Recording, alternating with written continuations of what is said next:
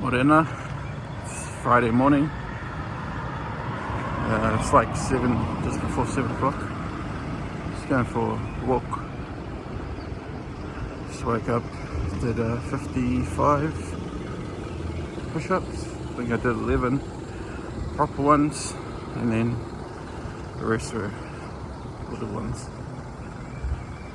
Oh, feeling kind of mildly energized. It's nice and bright today. What do I have on? So we have a couple of appointments in the morning, and then the day is pretty open. And then tonight, contemplating going to a run club, which is being rebranded to something else. And it's like Friday Night Lights or something. Apparently there's 120 people registered to go to this free event, free rebranding of a run club by the Attention Seeker Studio, which is in Grayland. So if we do go, we've got to find parking somewhere. So yeah, I don't know how that's going to go, because there isn't much parking there. And if there's going to be 120 people, man, that's a lot. So yeah, because we were talking about going to like Dyson Fork, or what's the other one called, Snakes and Ladders, go to a board game cafe after, play some games, have some dinner, and then come home. So yeah, I need to do my Darren Daily after this, and also need to prepare for Tiny Challenge Day 3 with my prospective client. I don't even know what to call it. The person that I'm coaching. Today's theme is facing the villain. So it's part of it's a mixture of like hero's journey and Rangi and Papa creation story, which has 3 phases: Te kore, te pō, te ao marama. So this is sort of like the second phase, te pō. It's like the dark night.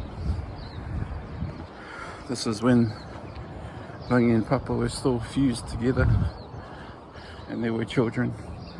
All of their children were kind of stuck in between them. Tāne Mahuta, Tūmatanga, Tāwhirimātia, Tangaroa, Ogomatane, Haumia Tikitiki, etc., etc. Lots of different legends say that there's like hundreds of children, and then yeah, there's others that kind of just stick to the ones that we know. So today should be interesting, because yesterday while we were talking, she kind of mentioned things that I was like, oh, that's what we're going to be talking about tomorrow. Hold on to that thought. Things around like just the inner critic, really. So it's pretty cool. It's how it's unfolding and how it's coming together. She's like the ideal, this person is the ideal candidate, client, because they're very studious from their background, they're also very serious. So when I give homework is done like in a couple of hours. She messaged me and said, "Oh, here's my homework." I'm like, holy, this is great.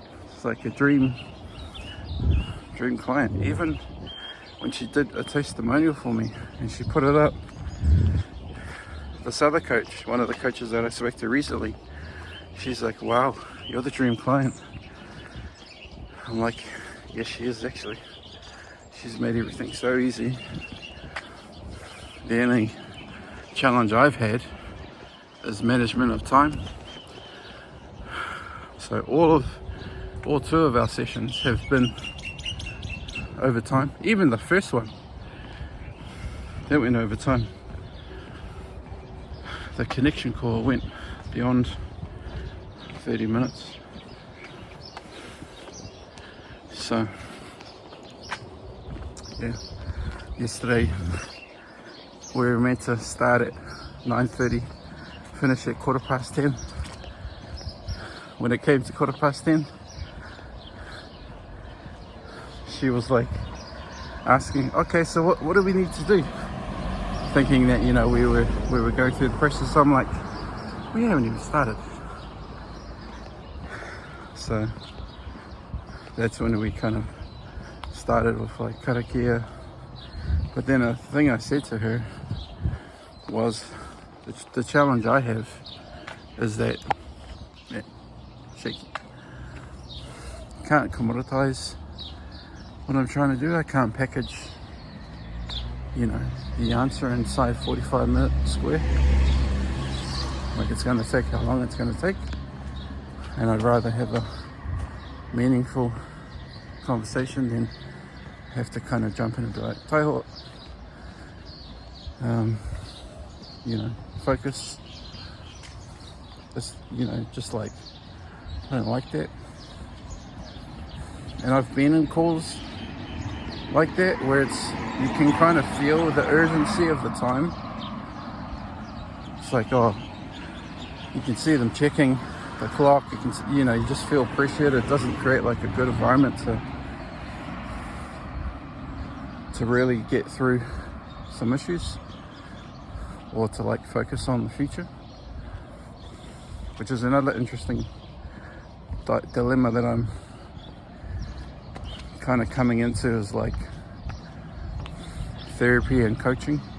So therapy, my understanding, is when you kind of focus on the past traumas and then you work through it, whereas coaching, you don't really do that. You sort of focus on the present and the future. It's like, okay, where do you want to be?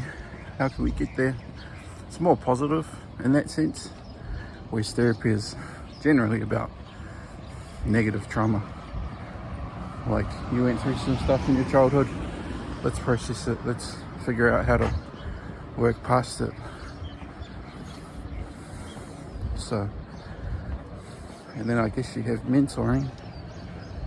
Coaching and mentoring are also nuanced, even though they kind of seem the same. So that's what I'm navigating through at the moment. It's my first one, and it's also like, this is going to be really interesting just to do the same process with different people from different demographics. Like, I really hope that the bro from America reaches out again, because he was super keen. I'm super keen to go through a process with him from a, you know, somebody from the other side of the world, doesn't know the culture. I can take him through everything and everything will be fresh for him. He's also younger, so he has, yeah, less life experience. So it'd be interesting. Yeah, I just want more people to help, to be able to go through this process, to refine it and to package it up, because I already have ideas about how to make it more of a premium thing. But then at the same time, when I had these ideas, I was immediately stopped by the thought of, oh yeah, but what stops people from using ChatGPT to build the same stuff? And it's like, that's a dilemma that we all have. And I think the thing that I heard about that is, if you're crap at what you do, ChatGPT will replace you easily, but it can't replace people that are excellent at what they do. So then you have to figure out, okay, what am I excellent at that ChatGPT can't yet do? Focus on that, because otherwise, yeah, so much stuff you can almost coach yourself. Well, no, not really, because all ChatGPT does is it's I don't know the word, statistical parrot. So it's a probability statistical based reflection. It just regurgitates what you feed it. So if you feed it crap, it gives you crap. And this has literally been tested many times. If you send it a ridiculous query that doesn't make sense, it just makes shit up. So that's the danger of using AI. So yeah, it really depends on the questions you ask. It dictates the answers you get and the quality. So anyway, I'm pretty much home. Gonna go inside and I'll see you later. Cheers.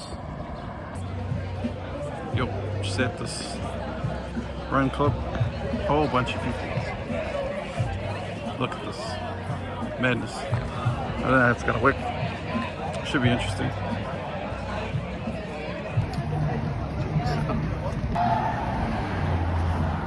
Crazy. Flash cars.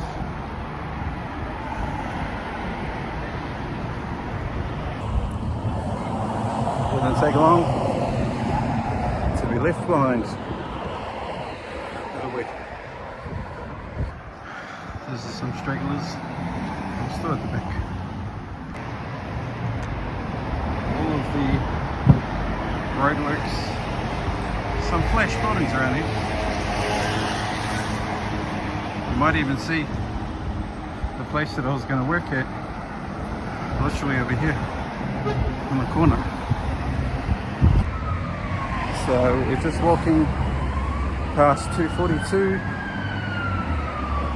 You might see it on the corner.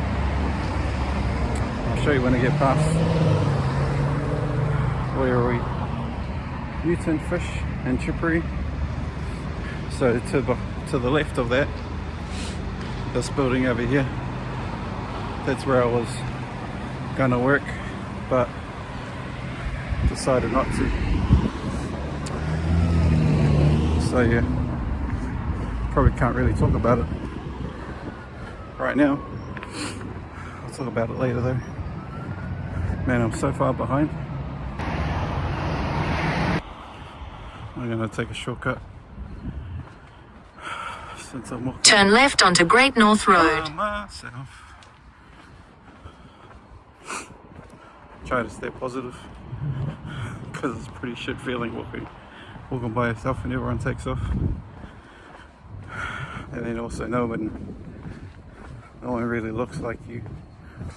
It's like, bro, so many young Pākehā people, hardly any Māori or Samoan or Pacific, maybe one or two. They in the running group. So it's pretty kaka. Head southeast on Coleridge Street toward Great North Road. I think I'll turn here. Walking back to the car. 15 minutes. Not sure how long this walk will have been. Probably 30 something minutes. I have to check when we what time we left? We left around, what was it? I forget now. 1:15. So whatever the time is, past that, from that, the time. See the sky tower. Sky tower ahead. It's crazy how far it is. How far I've already walked. And I'm so far behind everyone. Some of them are doing 7k and then the others are doing 5. So I think I'm probably doing 2 or 3. So yeah. I've just been thinking, straight up never doing this again. Sucks. Doing it on your own. Try to be positive. How can you?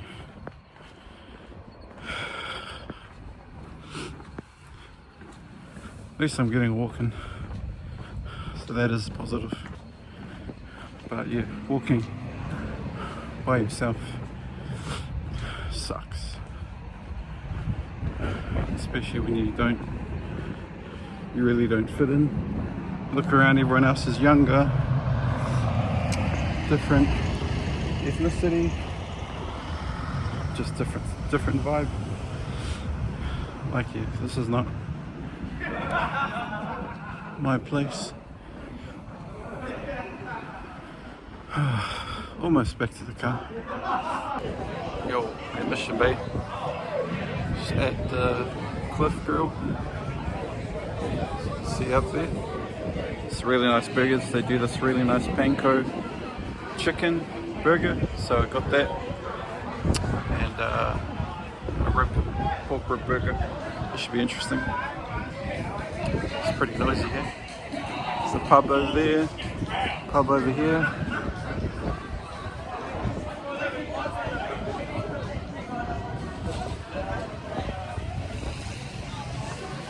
Anyway, gonna go up to the point, have a feed.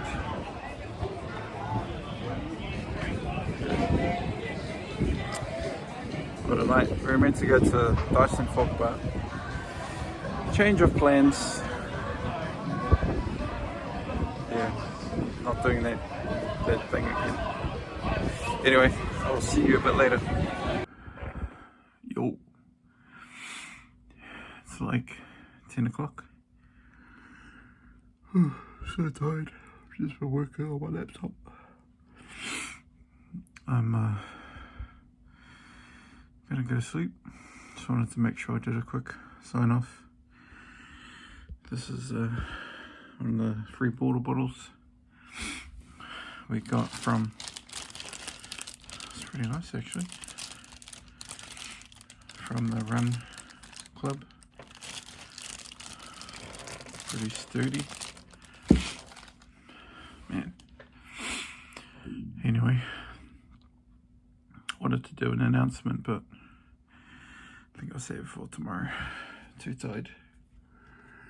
So yeah, done 86 push-ups. I just got to do 14 more. I'll try to do 14 proper ones, and that'll give me 25 proper ones today and 100 total. So that's a good target. Anyway, I will go to sleep. See you tomorrow.